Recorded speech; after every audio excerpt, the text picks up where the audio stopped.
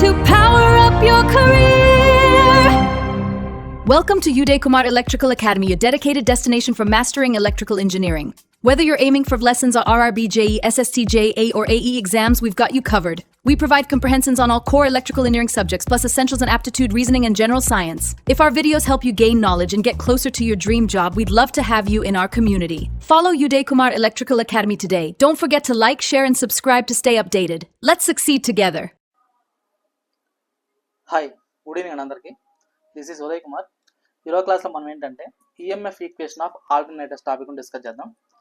So ఇందులో మనకేంటంటే EMF equation కావాలంటే ఫస్ట్ ఆఫ్ ఆల్ ఏంటంటే సో మనకు ఫ్రీక్వెన్సీకి స్పీడ్కి మనం తీసుకునే నెంబర్ ఆఫ్ పోల్స్కి సో రిలేషన్షిప్ ఏంటి అంటే సో మనకు తెలిసిన relationship so N equal to 120 × FP ఇది మనకు తెలుసు. ఇందులో ఎన్ అంటే ఏంటి? స్పీడ్. సో ఏం స్పీడ్ అంటే ఇది rotor speed. So rotor speed in RPM. So ఇక్కడ ఎన్ అంటే ఏంటంటే రోటార్ స్పీడ్ ఇన్ ఆర్పిఎం. అదేవిధంగా ఎఫ్ అంటే ఏంటి అంటే frequency of the generated EMF. So ఏదైతే మనకి ఈఎంఎఫ్ ప్రొడ్యూస్ అవుతుందో జనరేటర్ ద్వారా సో దాని యొక్క ఫ్రీక్వెన్సీ అన్నమాట. సో ఫ్రీక్వెన్సీ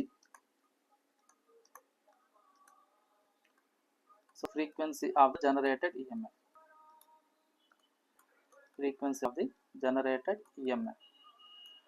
సో దీని జనరల్ దేంతో మెజర్ చేస్తామంటాము? హెడ్జెస్లో మెజర్ చేసుకుంటాం. సో ఇది మనకు తెలిసింది.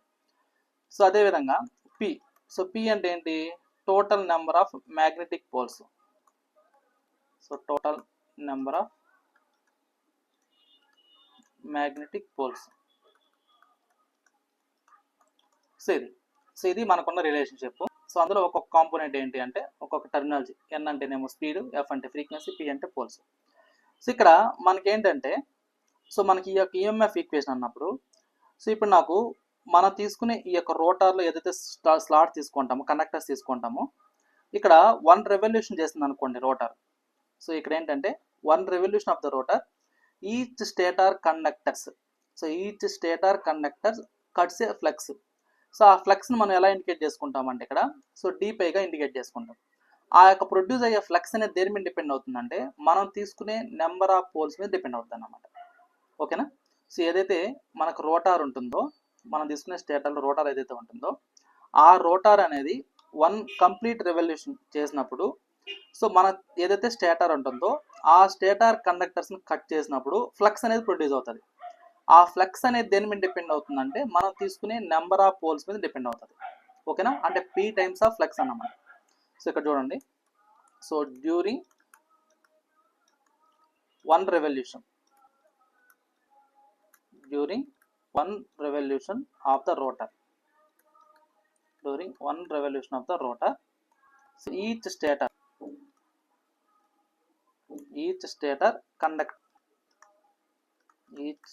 conductor so cuts a flux. So ఆ యొక్క ఫ్లక్స్ మనం ఎలా ఇండికేట్ చేసుకుంటాం? డీపీగా ఇండికేట్ చేసుకుంటాం. ఈ ఫ్లక్స్ దేని మీద డిపెండ్ అవుతుందంటే మనం తీసుకునే నెంబర్ ఆఫ్ పోల్స్ మీద అండ్ అక్కడ ప్రొడ్యూస్ అయ్యే ఫ్లక్స్ మీద. ఓకేనా? సో ఇది దేంట్లో ఉంటుంది? వెబర్స్లో ఉంటుంది. అంటే పీ పైగా ఇండికేట్ చేసుకుంటాం అన్నమాట మనం. ఓకేనా? సో ఇది అదేవిధంగా ఇక్కడ ఈ 1 రెవల్యూషన్ చేయడానికి టైం తీసుకుంటుంది కదా. సో ఆ యొక్క టైం టేకెన్ ఏదైతే మనం తీసుకున్నామో అంటే ఈ రెవల్యూషన్ చేస్తున్నామో ఆ యొక్క రెవల్యూషన్కి ఎంత టైం తీసుకుంటుంది అన్నప్పుడు సో ఆ యొక్క టైం సో దీన్ని ఎలా ఇండికేట్ చేసుకుంటాం అంటే the time it takes for rotor poles to complete 1 full revolution. So 1 full revolution చేసుకోవడానికి అది ఆ యొక్క చేంజ్ ఇన్ టైం దేని మీద డిపెండ్ అవుతుందంటే మనకు విత్ రెస్పెక్ట్ టు సెకండ్స్లో తీసుకున్నప్పుడు దీన్ని ఎలా ఇండికేట్ చేసుకుంటాం అంటే 60/n తీసుకుంటాం. స్పీడ్ అండ్ ఇక్కడ డిస్టెన్స్ ఏంటి అంటే సో 1 కంప్లీట్ రెవల్యూషన్ అనేది తీసుకోవడానికి ఎంత టైం పడుతుంది అన్నప్పుడు 1 సెకండ్ టైంలో ఎన్ని రెవల్యూషన్ చేస్తుంది అనే దానికి ఇండికేట్ చేసుకుని ఎలా ఇండికేట్ చేసుకుంటాం అంటే మనం 60/n ఇండికేట్ చేసుకుంటాం. సో ఇక్కడ ఏంటంటే the time it takes for the rotor poles to complete 1 full revolution.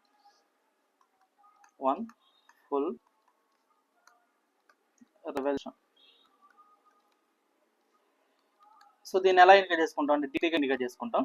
So దీన్ని ఏ విధంగా ఏంటంటే మనం 60/n సెకండ్స్గా తీసుకుంటాం అన్నమాట. 60/n సెకండ్స్గా తీసుకుంటే ఇది టైం అన్నమాట. ఓకేనా. సో ఇప్పుడు నాకేం తెలుసు, అక్కడ ఫ్లక్స్ ప్రొడ్యూస్ అయ్యే ఫ్లక్స్ తెలుసు, అదేవిధంగా దాన్ని బేస్ చేసుకుని టైం తెలిసింది. సో ఇక్కడ according to Faraday's law of electromagnetic induction base చేసుకుని యావరేజ్ ఎలక్ట్రోమాగ్నెటిక్ ఫోర్స్ ఏదైతే ఉందో సో దాన్ని ఒక సింగిల్ కండక్టర్కి, సో ఏది మనం తీసుకునే స్టేటర్లో సింగిల్ కండక్టర్కి ఆ ఇండ్యూస్డ్ ఈఎంఎఫ్ అనేది సో ఎంత ప్రొడ్యూస్ అవుతుంది అనే దానికి మనం ఇక్కడ క్యాలిక్యులేట్ చేస్తాం అన్నమాట ఫస్ట్. ఓకేనా. According to Faraday's law of electromagnetic induction the average electromotive force, ఇక్కడ యావరేజ్ తీసుకున్నాం. ఓకేనా. Average electromotive force induced in single stator conductor. So ఇక్కడ నేను ఏం కనుక్కున్నానంటే యావరేజ్ ఎలక్ట్రోమాగ్నెటిక్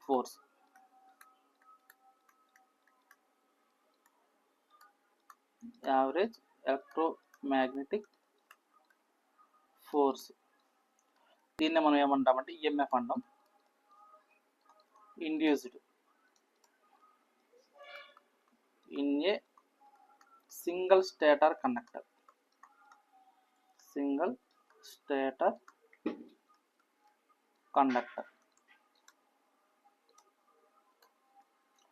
ఓకేనా. సింగిల్ స్టేటర్ కండక్టర్ తీసుకుంటాం.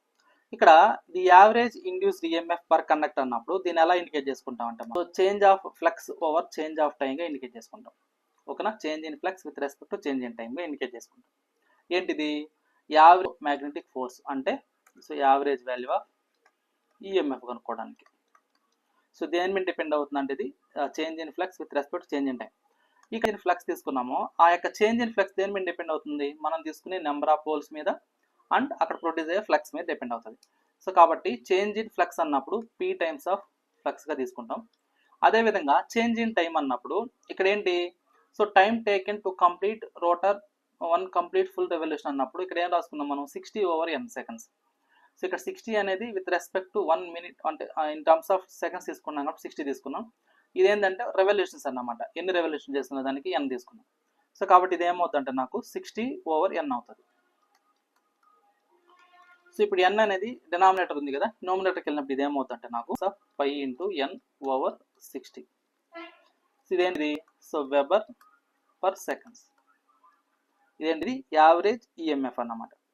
ఇక్కడ ఈ యావరేజ్ ఈఎంఎఫ్ ఇది ఓకే. అయితే ఇక్కడ మనం ఏంటంటే కండక్టర్స్ అనేవి తీసుకుంటాం.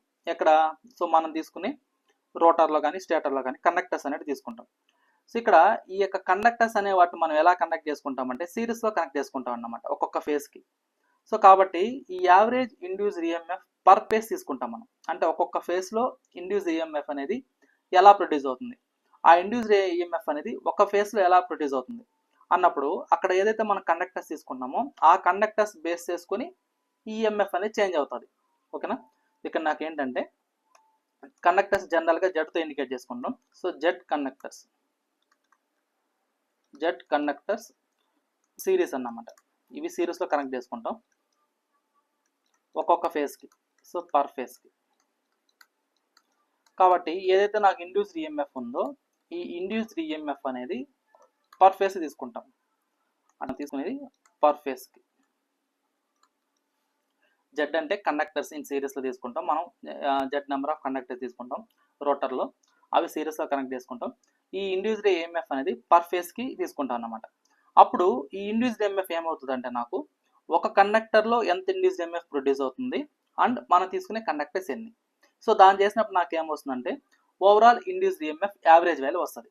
అంటే so induced EMF average value equal to ఇది దేని మీద డిపెండ్ అవుతుందంటే సో ఈ ఇండ్యూస్డ్ ఈఎంఎఫ్ అనేది పర్ ఫేజ్లో ఎంత ప్రొడ్యూస్ అవుతుంది అంటే పర్ కండక్టర్లో ఎంత ప్రొడ్యూస్ అవుతుంది. అదేవిధంగా మనం ఎన్ని నెంబర్ ఆఫ్ కండక్టర్స్ తీసుకున్నాం, నెంబర్ ఆఫ్ కండక్టర్స్ ఎన్ని. సో దీన్ని చేస్తే నాకు ఏమొస్తుందంటే ఇక్కడ యావరేజ్ వాల్యూ అనేది వస్తుంది. ఓకేనా. So induced EMF per conductor into number of conductors, దాన్ని average value of induced EMF అంటాం. ఓకే. సో ఇక్కడ ఈ average value of induced EMF equal to ఇక్కడ ఈఎంఎఫ్ పర్ కండక్టర్ అన్నప్పుడు సో ఇక్కడ మనం ఆల్రెడీ ఇక్కడ చేసాం. సో ఇక్కడ మనం ఏదైతే చూసామో సో ఇది యావరేజ్ ఈఎంఎఫ్ పర్ కండక్టర్ అంటే p/n/60 అన్నమాట. ఓకేనా. సో p/n/60 ఇక్కడ నెంబర్ ఆఫ్ కండక్టర్స్ అంటే జస్ట్ మనం కండక్టర్స్ కాబట్టి ఇక్కడ జెడ్ వస్తుంది. ఓకేనా, జెడ్. సో ఇదేంటిది వోల్ట్స్లో ఉంటుంది, ఎందుకంటే ఇండ్యూస్ ఈఎంఎఫ్ కాబట్టి వోల్ట్స్లో ఉంటుంది. సో ఇక్కడ దాకా క్లియరా? ఎవరికైనా ఏమైనా డౌట్ ఉందా?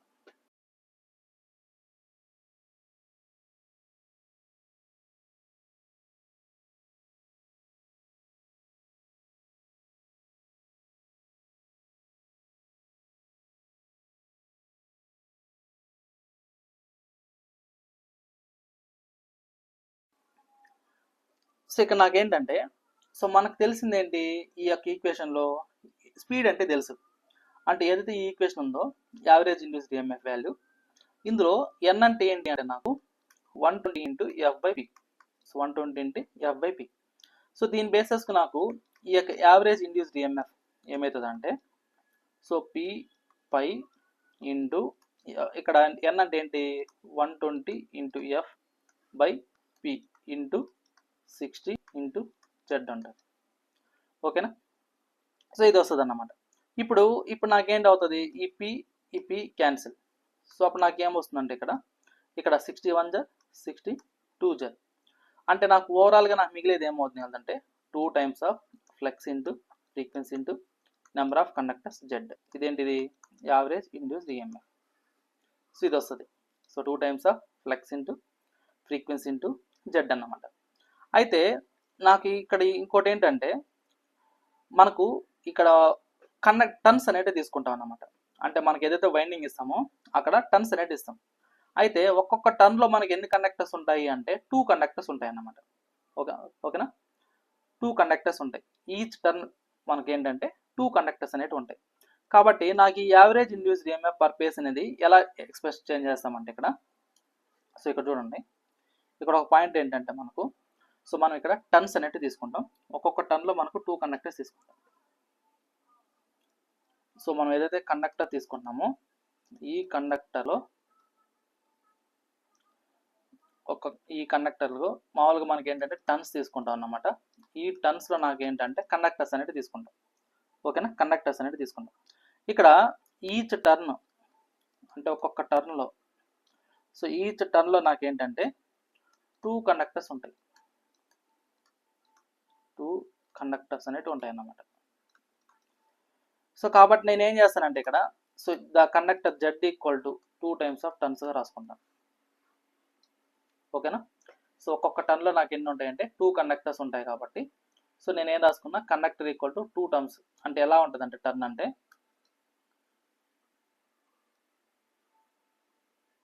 సో ఇలా తీసుకుంటాను అన్నమాట.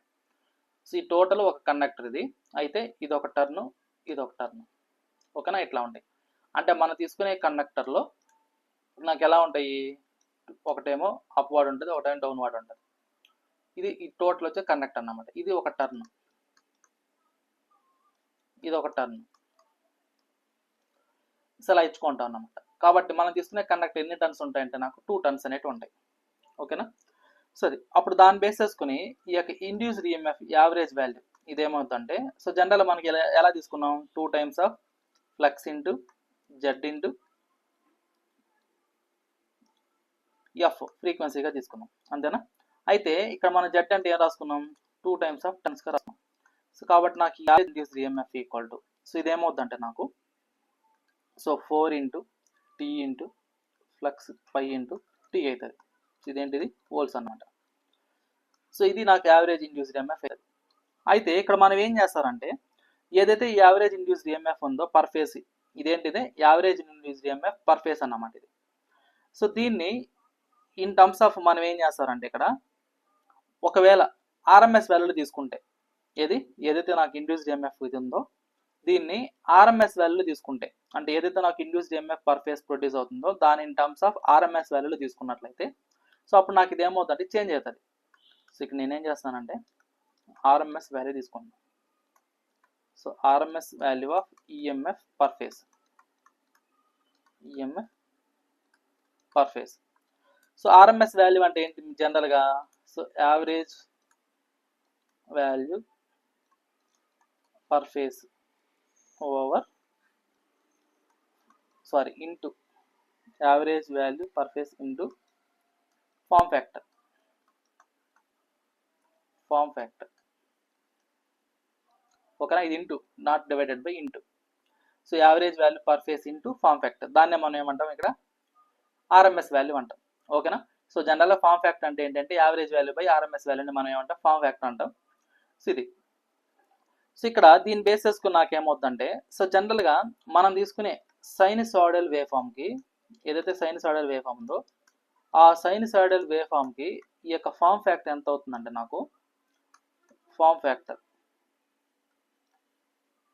1.11 అన్నమాట. సో ఇది మనం ఆల్రెడీ ఏసీ సర్క్యూట్ అనాలిసిస్ చేసేటప్పుడు చెప్పాం. సో ఎంత ఉంటుంది, ఇది 1.11 ఉంటుంది. ఏది ఇది ఫామ్ ఫ్యాక్టర్ అనేది. సో కాబట్టి నాకేం కావాలి, ఆర్ఎంఎస్ వాల్యూ కావాలి, ఆర్ఎంఎస్ వాల్యూ కావాలి. సో కాబట్టి ఆర్ఎంఎస్ వాల్యూ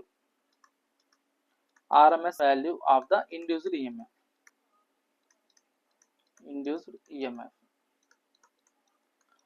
ఇది ఏం తీసుకున్నాం మనం, పర్ ఫేస్ తీసుకున్నాం. ఏంటి, నాకు RMS value of induced EMF per phase. ఇలా తీసుకున్నప్పుడు నాకు ఇది ఏమవుతుందంటే నాకు, so induced EMF RMS value equal to, so ఇక్కడ నాకేముంది, ఇక్కడ 4 into number of turns into flux into frequency into ఇదేమవుతుంది 1.11. సో ఇప్పుడు నాకు దీని యొక్క రిజల్టెంట్ వాల్యూ ఎంత అవుతుంది నాకు ఇది, so 4.44 frequency, number of flux and number of turns volts అవుతుంది. సో ఇదే నాకేమవుతుందంటే ఇండ్యూస్డ్ ఈఎంఎఫ్ పర్ ఫేస్ అవుతుంది. సో ఇండ్యూస్డ్ ఈఎంఎఫ్ పర్ ఫేస్లో produce induced EMF value, EMF equation of ఆల్టర్నేటర్కి ఇది అన్నమాట. ఓకేనా, క్లియర్ అందరికి, ఎవరికైనా ఏమైనా డౌట్?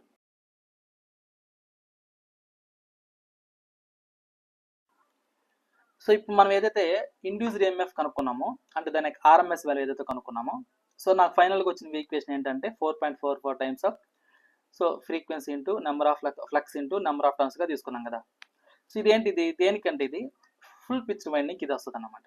మనకు డిఫరెంట్ టైప్స్ ఆఫ్ వైండింగ్స్ ఉంటాయి, armature windings. So concentrated winding అని, డిస్ట్రిబ్యూటెడ్ వైండింగ్ అని, అందులో ఫుల్ పిచ్డ్ వైండింగ్ అని, షార్ట్ పిచ్డ్ వైండింగ్ అని, ఇంటిగ్రేటెడ్ స్లాట్ అని, ఫ్రాక్షనల్ స్లాట్ అని, ఇట్లా ఉంటాయి అన్నమాట. సో ఇప్పుడు మనకి ఏదైతే ఈ యొక్క ఈక్వేషన్ వచ్చిందో ఇదేంటంటే ఫుల్ పిచ్డ్ వైండింగ్కి ఇది మనకు వస్తుంది. ఒకవేళ మనకు తీసుకునే ఇది వైండింగ్ అనేది ఒకవేళ షార్ట్ పిచ్ వైండింగ్ అలా తీసుకున్నాం అనుకోండి, షార్ట్ పిచ్ డిస్ట్రిబ్యూటెడ్ వైండింగ్ తీసుకున్నప్పుడు ఈ యొక్క ఈఎంఎఫ్ ఈక్వేషన్ అనేది చేంజ్ అవుతుంది. ఓకేనా, ఇప్పుడు మనకి ఏదైతే ఇండ్యూస్డ్ ఈఎంఎఫ్ ఆర్ఎంఎస్ వాల్యూ ఉందో ఇది ఏంటి అంటే ఇది ఫుల్ పిచ్ వైండింగ్.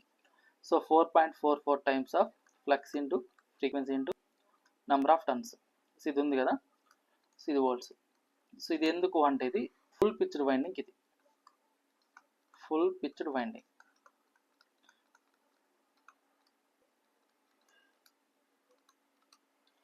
సో మనం తీసుకునే వైండింగ్ అనేది ఆర్మేచర్లో తీసుకునే వైండింగ్ అనేది ఫుల్ పిచ్డ్ వైండింగ్ తీసుకున్నప్పుడు అక్కడ ఇండ్యూస్డ్ ఈఎంఎఫ్కి ఈక్వేషన్ ఏంటంటే 4.44 times of flux into frequency into turns అన్నమాట.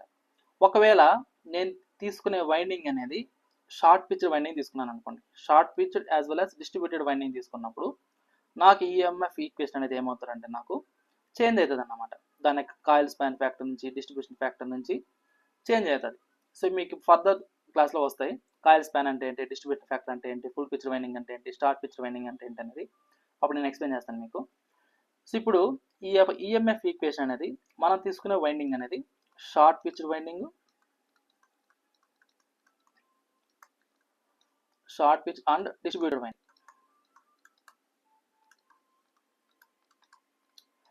సో ఈ రెండు కన్సిడర్ చేసుకున్నప్పుడు నాకు ఇందులో ఏం ఎఫెక్ట్ చూపిస్తాయి అంటే ఇలా తీసుకున్నప్పుడు నాకు, సో మనకు కాయిల్ స్పాన్ ఫ్యాక్టరు అదేవిధంగా డిస్ట్రిబ్యూషన్ ఫ్యాక్టర్, ఈ రెండు ఎఫెక్ట్ చూపిస్తాయి అన్నమాట. Coil span factor, distribution factor, so ఈ రెండు ఎఫెక్ట్ చూపిస్తాయి. దాన్ని బట్టి నాకు ఏమైపోతుందంటే మనకి ఏదైతే ఇండ్యూస్డ్ ఈఎంఎఫ్ వచ్చిందో ఆ ఇండ్యూస్డ్ ఈఎంఎఫ్ పర్ ఫేస్ అనేది వాల్యూ అనేది చేంజ్ అవుతుంది. సో అప్పుడు నాకు ఏం చేంజ్ అవుతుంది ఇది, so induced EMF per phase equal to, దీన్ని ఎలా రాసుకుంటామంటే so 4.44 times of so flux into frequency into number of turns. So దీనికి మనకు ఈ యొక్క ఫ్యాక్టర్స్ ఏదైతే coil span factor, distribution factor ఉందో వాటి యొక్క ఫ్యాక్టర్స్ ఎఫెక్ట్ చూపిస్తాయి. సో ఇందులో case of XT, case of ఎక్స్పీతో మల్టిపుల్ చేస్తాం అన్నమాట దాన్ని.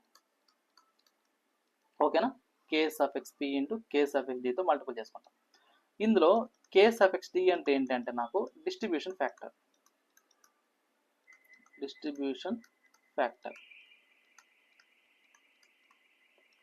అదేవిధంగా కే సఫిక్స్ పి అంటే ఏంటంటే నాకు పిచ్ ఫ్యాక్టర్ అన్నమాట.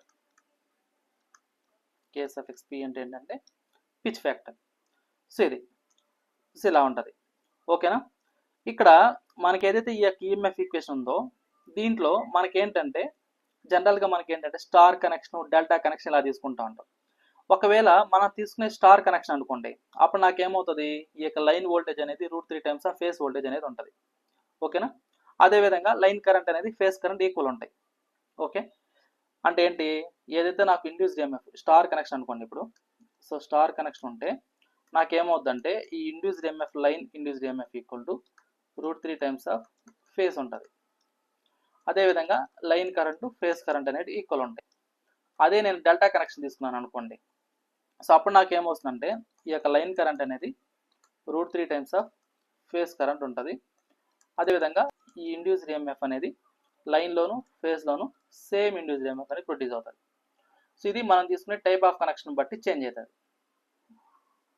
ఓకేనా. సో ఇక్కడ మనం ఏమన్నాం ఇక్కడ, సో ఇక్కడ ఏమనుకున్నామంటే ఈ యొక్క ఫుల్ పిక్చర్ వైండింగ్ తీసుకున్నప్పుడేమో ఇలా ఉంటుంది, షార్ట్ పిక్చర్ వైండింగ్ తీసుకున్నప్పుడు ఇలా ఉంటుంది అని చెప్పాం కదా. అయితే సో దీంట్లో మనకి ఎట్లా అంటే అది దేని మీద డిపెండ్ అవుతుంది అంటే మనం తీసుకున్న ఆర్మేచర్ వైండింగ్ బట్టి డిపెండ్ అవుతుంది అని చెప్పాం. అయితే ఇక్కడ నాకు మనం తీసుకునే ఆర్మేచర్ వైండింగ్ అనేది ఎన్ని టైప్స్గా తీసుకుంటామంటే ఆర్మేచర్ వైండింగ్, ఈ యొక్క ఆర్మేచర్ వైండింగ్స్ని జనరల్గా మనం ఏంటంటే సో ఫస్ట్ 2 టైప్స్గా క్లాసిఫై చేసుకుంటాం. సో ఒకటి ఏంటి అంటే కాన్సన్ట్రేటెడ్, అనదర్ వన్ ఏంటంటే డిస్ట్రిబ్యూటెడ్ అని 2 టైప్స్ క్లాసిఫై చేసుకుంటాం. సో వన్ ఏంటంటే కాన్సన్ట్రేటెడ్, ఒకటి ఏంటంటే కాన్సన్ట్రేటెడ్ వైండింగ్, అనదర్ వన్ ఏంటంటే డిస్ట్రిబ్యూటెడ్ వైండింగ్.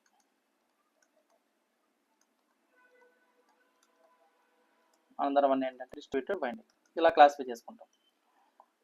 సో ఏదైతే డిస్ట్రిబ్యూటెడ్ వైండింగ్ ఉందో దీని అగైన్ మళ్ళీ ఏం చేస్తారంటే మనం 2 టైప్స్ క్లాసిఫై చేసుకుంటాం. ఒకటి ఏంటంటే ఫుల్ పిచ్డ్, సో ఒకటి ఏంటంటే full pitched winding. So another one ఏంటి అంటే నాకు short pitched winding. Short pitched winding. So again మళ్ళీ ఏం చేస్తామంటే ఏదైతే షార్ట్ పిచ్డ్ వైండింగో దీన్ని 2 టైప్స్ క్లాసిఫై చేసుకుంటాం. సో 2 టైప్స్ క్లాసిఫై చేసుకుంటాం. సో ఒకటి ఏంటంటే ఇంటిగ్రల్ స్లాట్ వైండింగ్ అంటాం. ఇంటిగ్రల్ స్లాట్ వైండింగ్ అని తీసుకుంటాం. సో అనదర్ వన్ ఏంటి అంటే fractional slot winding. Fractional slot winding. So ఇలా తీసుకుంటాం అన్నమాట. ఓకేనా. సో ఇలా ఉంటుంది. అయితే మనకేంటి అంటే సో ఇక్కడ చూడండి,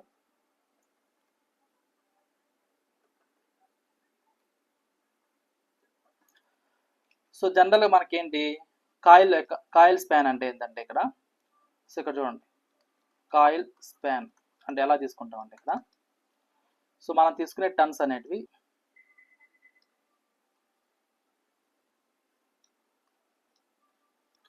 ఇలా తీసుకుంటాం. సో ఏదైతే ఉందో దాన్ని మనం ఏమంటాం అంటే కాయిల్ స్పాన్ అంటాం. కాయిల్ స్పాన్ అంటాం. సో ఇదేంటంటే లెంత్ ఆఫ్ కండక్టర్ అంట దీన్ని. సో దీన్ని ఏమంటాం అంటే యాక్టివ్ లెంత్ ఆఫ్ కాయిల్, దాన్ని మనం ఏమంటాం అంటే కండక్టర్ అంటాం. సో ఈ సైడ్ ఏదైతే ఉందో దాన్ని యాక్టివ్ లెంత్ ఆఫ్ కాయిల్ అంటాం. అదేవిధంగా ఏమంటామంటే మనము ఓవర్ హ్యాంగ్ అంటాం. ఓవర్ హ్యాంగ్ అంటాం. దాన్ని ఇంకో విధంగా ఏం చెప్పంటారు ఎండ్ కనెక్షన్స్ అంటారు. ఓకేనా. సో ఇది అయితే ఇక్కడ నాకేంటంటే ఏదైతే మనకు కాయిల్ స్పాన్ ఉందో సో కాయిల్ స్పాన్ అనేది ఎలా ఉంటుంది, ఇంకోటి పోల్ పిచ్ అంటారు.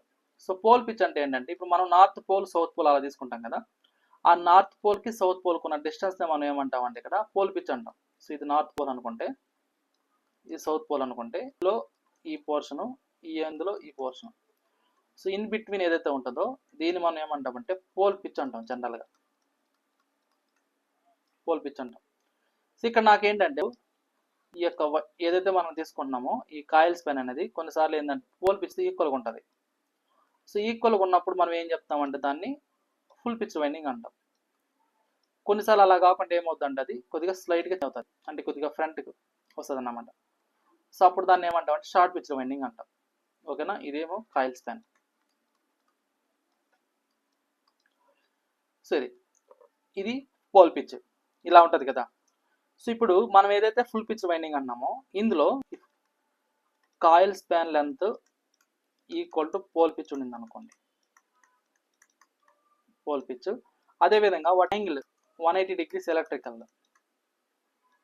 యాంగిల్ ఎంత ఉంటుంది అంటే నాకు 180 degrees ఎలక్ట్రికల్ ఉంటుంది. ఇది మనం తీసుకునే స్లాట్స్ పర్ పోల్. సో ఇలా ఉంటే దాన్ని మనం ఏమంటామంటే ఫుల్ పిచ్ వైండింగ్ అంటాం. అంటే నాకు ఎప్పుడైతే పోల్ పిచ్ ఈక్వల్ అయ్యి యాంగిల్ వచ్చేసరికి 180 degrees ఎలక్ట్రికల్ యాంగిల్ అయ్యి, so number of slots per pole అనేది అయినప్పుడు కాయిల్ స్పాన్ అనేది equal to number of slots per pole అయినప్పుడు, సో దీన్ని మనం ఏమంటామంటే కాయిల్ ఫుల్ పిచ్డ్ కాయిల్. అలా కాకుండా నాకు అంటే కొన్నిసార్లు చేంజ్ అవుతుంది. అంటే ఎలా చేంజ్ అవుతుంది అంటే నాకు, సో ఏదైతే మనం కాయిల్ స్పాన్ అనుకున్నామో లెస్ దెన్ పోల్ పిచ్ అవుతుంది, లెస్ దెన్ పోల్ పిచ్ అయ్యి అనేది లెస్ దెన్ 180 degrees ఎలక్ట్రికల్.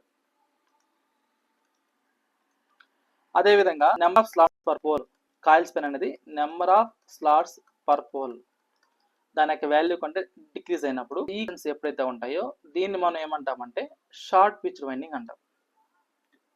ఓకేనా. సో మనకు ఆబ్జెక్టివ్ బిట్స్ అడిగేది ఈ పాయింట్ ఆఫ్ బేస్ చేసుకుని అడుగుతాడు, సో అది ఏ టైప్ ఆఫ్ వైండింగ్ అని. సో దీన్ని మనం ఏమంటామంటే షార్ట్ పిచ్ అంటాం, షార్ట్ పిచ్ కాయిల్ అంటాం. దీన్ని ఇంకో విధంగా అనొచ్చంటే మనం ఫ్రాక్షనల్ పిచ్ కాయిల్ కూడా అనొచ్చు. సో ఫ్రాక్షనల్ పిచ్ కాయిల్ అంటాం. సో దీన్ని ఇంకో విధంగా ఏం చెప్పొచ్చు అంటే మనం సో చోడింగ్ కాయిల్ అంటాం. ఓకేనా. సో ఇలా ఉంటుంది అన్నమాట. ఓకే, సో ఇక్కడ దాకా క్లియర్ అమ్మా.